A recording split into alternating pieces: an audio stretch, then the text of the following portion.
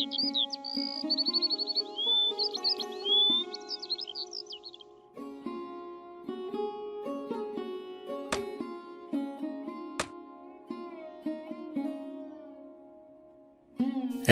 রোদ পড়েছে, কবে যে বৃষ্টির দেখা পাবো। ফসল সময় মতো না বুনলে ভালো ফলন পাওয়া যাবে না, আর ভালো ফলন না হলে মহাজনের খাজনা দেব কোথা থেকে? সারা বছর বাপ মেয়ে মিলে খাবই বা কি? বাবা, ও বাবা, এইদিকে এসো। তাড়াতাড়ি গাছের ছায়ায় এসে পশু দেখি। ও, তুই কখন এলি মা? এই রোদের মধ্যে আবার আসতে গেলি কেন? এখানে বসো, নাও ঠান্ডা পানিতে মুখ হাত ধুয়ে নাও। তুমি কি পাগল? এই কাঠফাটা রোদে কেউ চাষ করে? কবে যে তোমার বুদ্ধি হবে বাবা? সময় মতো জমি চাষ না করলে কি হয় বল তুই? বৃষ্টি আজ না হয় কাল ঠিকই আসবে। আহ, ঠান্ডা পানিতে মুখ হাত ধুয়ে বেশ আরাম লাগছে। গাছের ছায়ায় বসে যেন চোখ জুড়িয়ে ঘুম আসতে চাইছে আবার। তা তো হবেই। সকালে মাত্র কটা পান্তা ভাত খেয়ে এসেছো। কত বেলা হয়েছে বলো তো? নাও, খাবার খেয়ে নাও।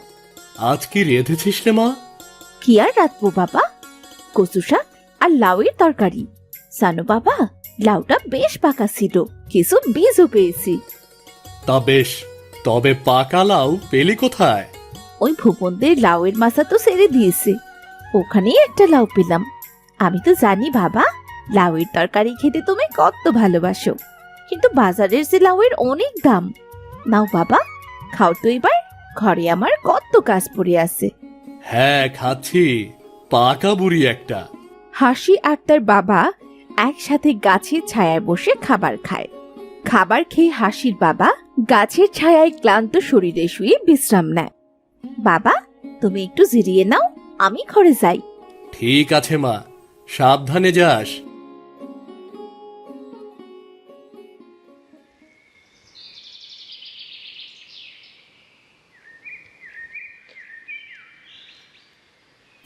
কি হাশেম মিয়া, দেখে তো মনে হচ্ছে বেশ রসে কষে আছো। আরে মহাজন সাহেব যে, আপনি এই ভর দুপুরে? আমাকে দেখে মনে হয় তোমার সুখে ব্যাঘাত ঘটল, তা বলি বেশ তো রসে বসেই আছো। তা ভাগ তো একটু আমাকেও দিতে পারো নাকি? আপনার কথা ঠিক বুঝতে পারলাম না মহাজন। তোমার পর পর 2 বছরের খাজনা বাকি। দেখো, আমার এত ধার বাকি পছন্দ নয়। এবারে যদি সব খাজনা দিতে না পারো, তবে তোমার জমি ভিটা সব কেড়ে নেব আমি। দয়া করুন মহাজন সাহেব, জমিতে এখনো ফসলের বীজ রোপণ করিনি। সব ফসল যদি খাজনা দিতেই চলে যায়, তবে আমরা বাপ মেয়ে যে না খেয়ে মরব। আমি এসব কিছু জানি না বাপু, শুধু শুধু এসব বলে কোনো লাভ হবে না। আমি শুধু তোমাকে মনে করিয়ে দিয়ে গেলাম। তারপরেও যদি দেখি কাজের কাজ হচ্ছে না, তখন কিন্তু বুঝতে পারবে। আমি চলি তাহলে। হায় বিধাতা, কবে যে মহাজনদের খাজনার হাত থেকে মুক্তি পাব? আমাদের এবার কি হবে তুমিই বলো বিধাতা। সেই দিন আর হাসির বাবার কাজে মন লাগে না। আকাশ জুড়ে কালো মেঘ করেছে। সে ঘরে ফিরল মন খারাপ করে।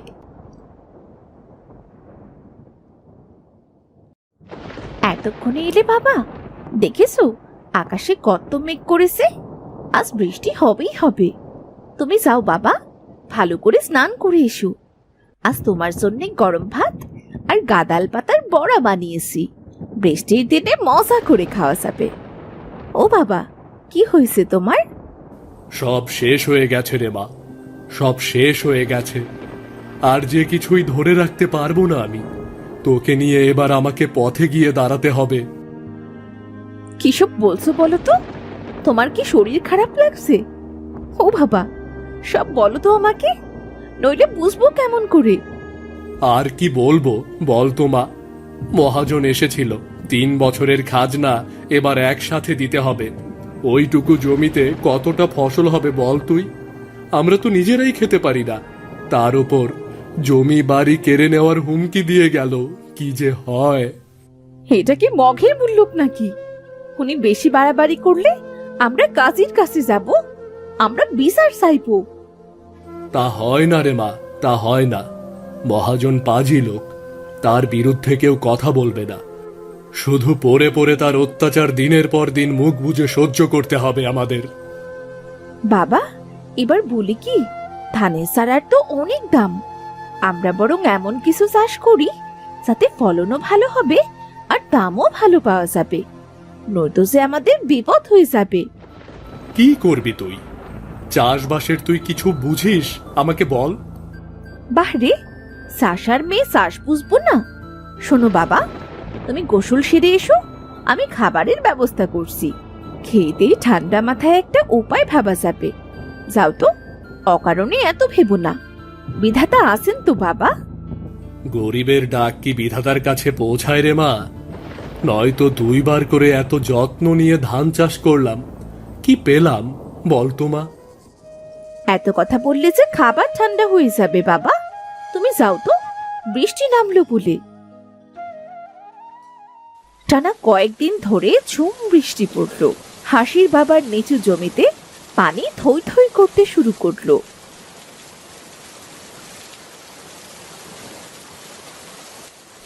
কখনো অনাবৃষ্টি তো কখনো অতিবৃষ্টি। গরিব খেটে খাওয়া মানুষগুলোর কি হবে? হে বিধাতা, কি হবে আমাদের? পানি সেচে ধান লাগাবো, তারও কোনো উপায় নেই। অন্যেরা নিজেদের জমির মধ্যে দিয়ে তাদের সেচের পানি যেতে দেবে না মা, ওদের তো ক্ষতি হবে। কি করব এবার আমি, বল? ও বাবা, তুমি এসেছো? এসে মন খারাপ করে বসে আছো? জমিতে তো চাষ দেওয়াই আছে, তাহলে অত কি ভাবছো বাবা? চাষের জমি পুকুর হয়ে গেছে রে মা। পানি জমে এমন হয়েছে যে ধানের চারাগুলো লাগিয়ে দিলে সবগুলো পচে যাবে। ওদিকে সময় মতো ফসল না উঠলে বিপদ, সব বিপদ। আচ্ছা বাবা, আমরা যদি আমাদের জমিতে কচু চাষ করি তাহলে কেমন হয়? শুনেছি পানিতে কচু চাষ করলে ভালো ফলন পাওয়া যায়, আবার পানির জন্য ভালো কচু শাক, কচু ফুল আর লতিও পাওয়া যায়। শহরের লোকেরা চড়া দামে এসব কিনে খায়। তা তো ভালোই হয়, কিন্তু তুই এসব জানলি কেমন করে? ওই যে শহরে চাকরি করে হিরণ কাকা, সেই তো বলেছিল সেই দিন। আমি ভাবছি কি বাবা, নিচে কচু শাক চাষ করব, আর ওপরে দেব লাউয়ের মাচা। নিচে কচু হবে আর ওপরে হবে লাউ। শহরের লাউ শাক আর লাউয়েরও বেশ দাম। এইসব কিছু আমরা শহরের বাজারে নিয়ে বিক্রি করলে মহাজনের সব খাজনা মিটিয়ে দিতে পারবো। আরে বাহ, ভালো ভেবেছিস তো। এমন করে আমি কখনো ভাবিনি। এবার আমি তোর কথা মতোই চাষ করব। নিভে যাওয়ার আগে একবার যেমন প্রদীপ জ্বলে ওঠে, ঠিক তেমনই হয় জ্বলবো, নয়তো পুরোটাই নিভে যাব। তাহলে বাবা, তুমি বাজারে যাও, ভালো জাতের কচু চারা কিনে আনো। আমি রান্নাটা সেরে জমিতে গিয়ে তোমার কাজে হাত লাগাবো। তা বেশ, আমি এক্ষুনি যাচ্ছি।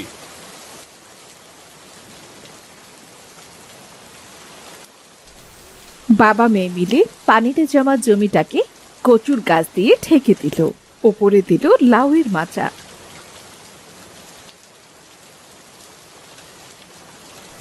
আরে বাপ রে, এক জমিতে দুই চাষ, সে কি আবার হয় নাকি? বলি, ও হাসেম কাকা, তোমার আর তোমার মেয়ের মাথা কি একসাথে খারাপ হয়ে গেছে নাকি?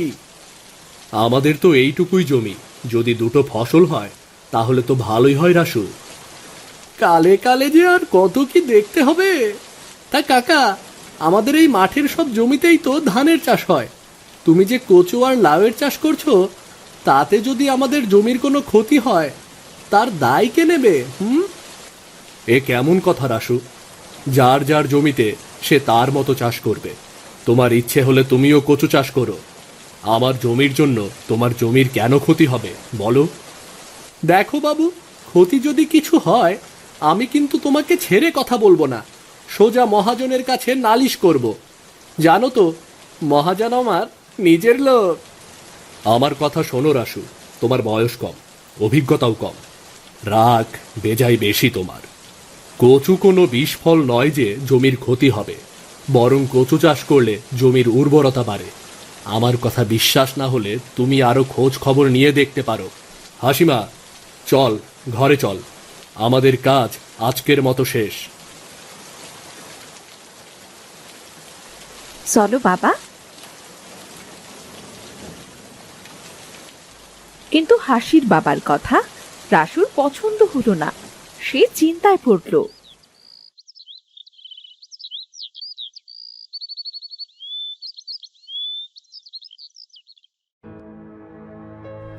কি রে রাসু, তোর ধান চাষের কি খবর? দেখ, এবার ভালো ফলন দিতে না পারলে আমি কিন্তু তোর থেকে তোর জমি কেড়ে নেব, বলে দিলাম। না না মহাজন, এমন করবেন না। আচ্ছা মহাজন, আপনাকে যে বলেছিলাম হাশেম মিয়া আর ওর মেয়েকে দাঁড় করাতে, তার কি করলেন? ওদের পথে বসাতে আমার বড্ড শান্তি লাগবে। বড্ড বার বেড়েছে বাপ মেয়ে। আমি হলাম গ্রামের মহাজন, তোর মতো উলু খাগড়ার কথায় আমি চলি না। নিজের মাথার বুদ্ধি খাটিয়ে আমাকে চলতে হয়। তুই নিজের কাজে মন দে, নয়তো তোর পথে বসা কেউ আটকাতে পারবে না। গ্রামও ছাড়তে হতে পারে। এতদিন আপনার জমিতে কাজ করেছি, আপনি এমন করে আমাকে বলতে পারলেন মহাজন? বলদ দিয়ে যখন চাষ করা যায় না, তখন চাষিরা সেই বলদকে ছেড়ে দেয়। তুই আমার কাছে চাষির ওই চাষের বলদের থেকে আর বেশি কিছু না। যা, কাজে মন দে, অন্যের পেছনে না লেগে কাজে মন দে, যত সব। হাসি রান্না করছিল, কিন্তু আজ হাসির রান্নার কাজে একদম মন ছিল না। হাসিমা, তোর রান্না হলো? বড্ড খিদে পেয়েছে রে। ও কি রে, কি এত ভাবছিস মা? রাসু আমাদের ফসলের কোনো ক্ষতি করবে না তো বাবা? ওর কথাগুলো আমার একদম ভালো লাগলো না। না রে মা, যে বেশি কথা বলে তার দম আসলে ওই কথাতেই, কাজে নয়। দে তো মা, দুটি খেতে দে আমাকে। এখনই দিচ্ছি বাবা, তুমি বসো।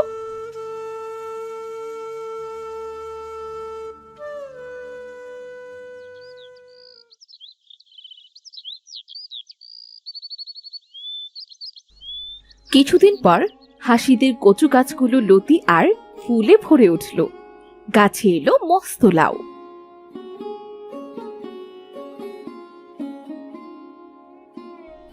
এত লাউ ধরেছে, এত লাউ একসাথে দেখতে পারবো, এ যে আমার ভাবনাতেই ছিল না রে মা। বাবা, আমি কিছু কচুর লতি, কচু ফুল আর লাউ কেটে দিচ্ছি।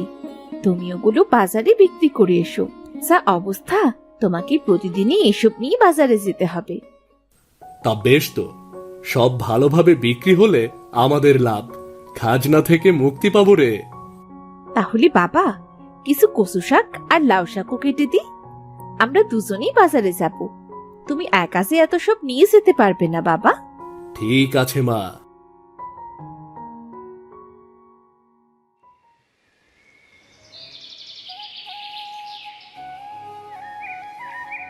কয়েকদিনের মধ্যে হাসিরা অনেক টাকা আয় করলো। ওরা গেল মহাজনের কাছে। কি ব্যাপার, তোমরা এখানে? কি হয়েছে? আমরা আপনার খাজনার টাকাটা দিতে এসেছি মহাজন। পুরো 3 বছরের এই 3000 টাকা নিন। বাহ, এত তাড়াতাড়ি টাকার ব্যবস্থা করেছ। তোমার জমিতে 2 ফসলের কথা অবশ্য সকলের মুখে মুখে। তা তোমরা চাইলে আমার বড় ধানের জমিটাও ভাগে চাষ করতে পারো। না মহাজন সাহেব, আমার যতটুকু আছে আমরা বাপ মেয়ে মিলে ততটুকুতেই চাষ করব। তাছাড়া ওই জমির দেখাশোনা তো রাসু করে। আমি জমিটা নিলে ও কর্মহীন হয়ে পড়বে। আমি বরং চলি। তোমার সরলতা দেখে মুগ্ধ হলাম হাশেম মিয়া। যাও, ভালো করে দিন কাটাও।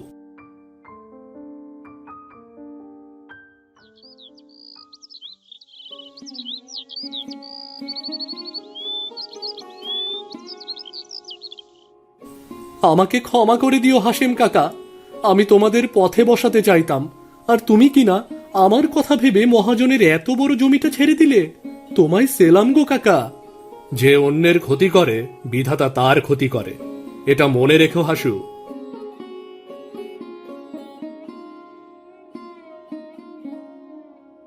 তারপর বাবা মেয়ের দিন সুখে ভরে ওঠে।